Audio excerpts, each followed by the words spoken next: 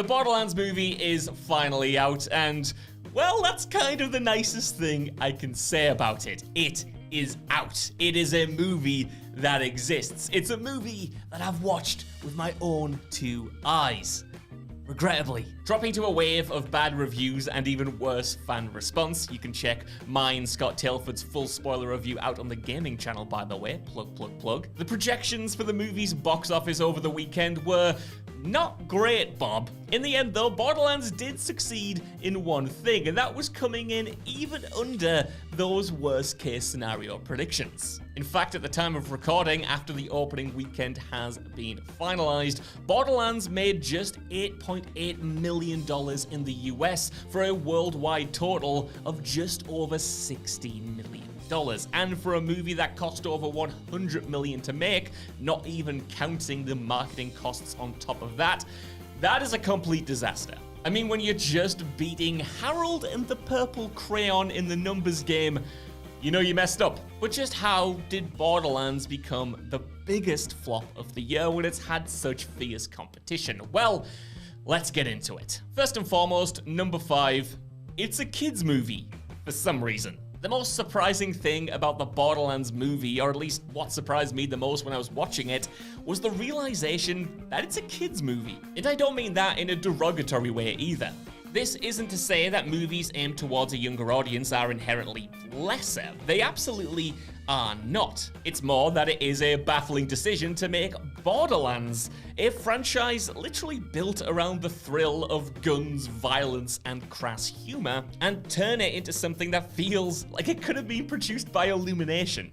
It felt like a surefire bet before launch that Borderlands would have been playing in the same ballpark as Deadpool or even Amazon's recently released Fallout television show. Instead, from the cartoony sets to the thin, basic script to the sub-juvenile humor, everything in the film is trying to appeal to the broadest possible audience. But it's not just kid-friendly, it skews even younger than that with the tone. The MCU and Star Wars are of course family-friendly franchises, but Borderlands doesn't even feel like it's aiming to attract teens and young adults. It genuinely feels like a movie designed for sub-10-year-olds in parts. And again, that's fine, if strange for this specific adaptation, but the issue is, it's a bad movie aimed at sub-10-year-olds. The jokes and references feel incredibly dated, to the point where had Claptrap been flossing or something, it would have felt less cringe and less out of date. That's how bad it is. On the other hand, the exposition in the movie is so lifeless and repetitious, it's pretty obvious the movie thinks you're an absolute idiot. And while there would of course always been part of the Borderlands audience that would have been fuming that it didn't get an R rating, it's not like PG-13 in its entirety would have been the death knell for an adaptation. We've had plenty of enjoyable action movies with that rating, whether it's The Fast and Furious or The Dark Knight. Borderlands, though, is weak even for PG-13, watering down its impact and violence to the point where it feels genuinely compromised.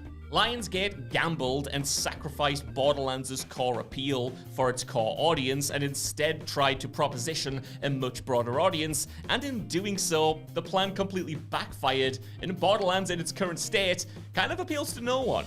As such, the movie lacks the bite that the games have. It's unable to indulge in the anarchy that made them so enjoyable, and is cut down so badly it kind of feels like you're watching a heavily censored version of it airing on daytime TV. This is Kids Bop Borderlands, but even that is kinda harsh on Kids Bop.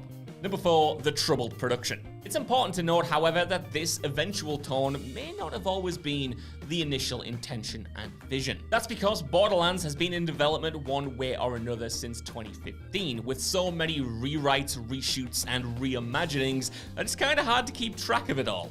At one point, for instance, Chernobyl's Craig Mazin was attached to the project, but now he is absolutely adamant that he did not work on the finished film and has tried to distance himself from the project as much as possible.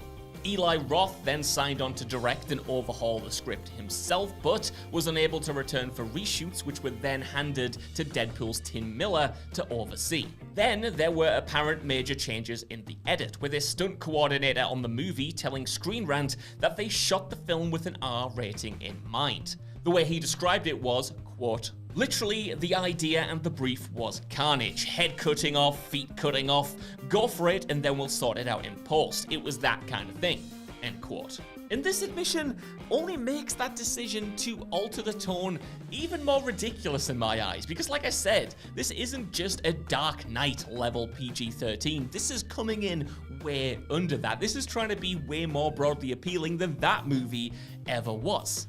And this change in direction is evident in the movie itself, with hack job edits obviously cutting characters off mid-line, presumably to avoid a swear or something, and violence that lacks any impact. The same could be said about the reshoots as well, which admittedly, while not Justice League level bad, are still incredibly noticeable due to the downgrade in CGI and overall lighting. You know, you could just tell when a reshoot is happening because it looks so different from the rest of the scene. It also doesn't help that this movie was shot all the way back in 2021, with pretty much the entire cast in the interim going on to produce some excellent work. It's no surprise then that a few of them have already distanced themselves from the finished product. It's worth mentioning that casting as well, because it's so apparent that Lionsgate opted for big name stars rather than casting actors who are passionate about the source material or passionate about the characters they're playing. And look, like you, I have no idea what Cate Blanchett, the amazing, talented, so far above this Cate Blanchett, is doing in this movie, but honestly, I'm really pleased she is. She's the only one with any real gravitas or charisma, ultimately let down by awful exposition dialogue and terrible CGI towards the end. Even with that said though, I do have to agree that pretty much everyone across the board is miscast to varying degrees. Even Jack Black in a voice-only role manages to be completely anonymous in this movie. You probably wouldn't even be able to tell it was him unless you saw his name in the credits. You get the sense that very few of them actually want to be there, with only really Gina Gershon and Janina Gavankar coming out unscathed. Relatively. Borderlands from head to toe is clearly a movie that was compromised at every step, and that compromise is visible on the screen. Number 3. Only event movies are thriving at the box office. Now, outside of the quality of the movie itself, it is worth putting Borderlands in the context of current box office trends. It's no secret that Hollywood's draw isn't what it was a few years ago, and while there are still major hits, there's a larger gulf than ever between the successes and the failures. More than that though, there's a larger gulf than ever between the kinds of movies audiences deem worthy enough to venture to the cinema to see, and which they'll wait to watch at home or avoid entirely. And taking a look at the top 10 highest grossing movies worldwide so far this year, it is easy to identify the trends that are currently working with audiences.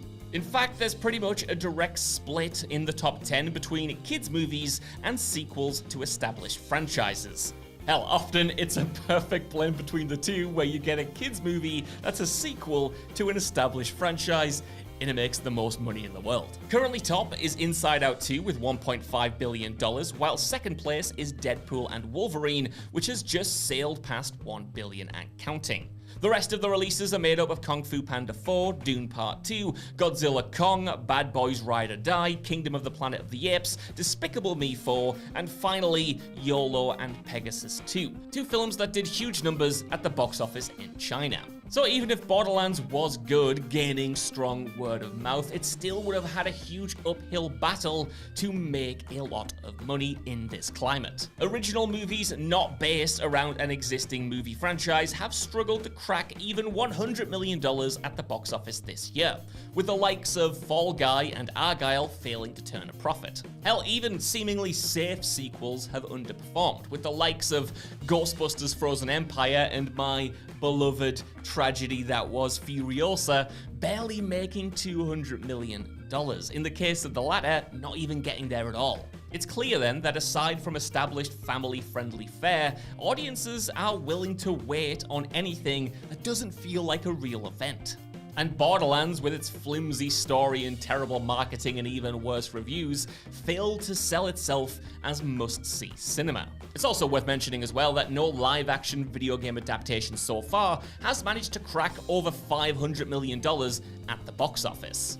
Now, with Borderlands' budget, that kind of money would have been seen as a success, but remember, that's the ceiling, and Borderlands was never going to hit that ceiling in its current form. Speaking of other video game adaptations though, number 2, video game adaptations are thriving on TV. While Hollywood has far from giving up for mining video games for their next big IP, it's pretty clear by now that television has beaten them to the punch, at least in terms of getting major live-action successes. The idea of a video game curse may still linger in Hollywood, but on TV, that's been entirely vanquished. The Last of Us, for instance, smashed viewing records for HBO, averaging an astonishing 32 million viewers an episode. Amazon's Fallout also received huge numbers in 2024, drawing 62 million viewers across its first 2 weeks or so. Those are absolutely ridiculous numbers, and better yet, both of those shows were really well received from both critics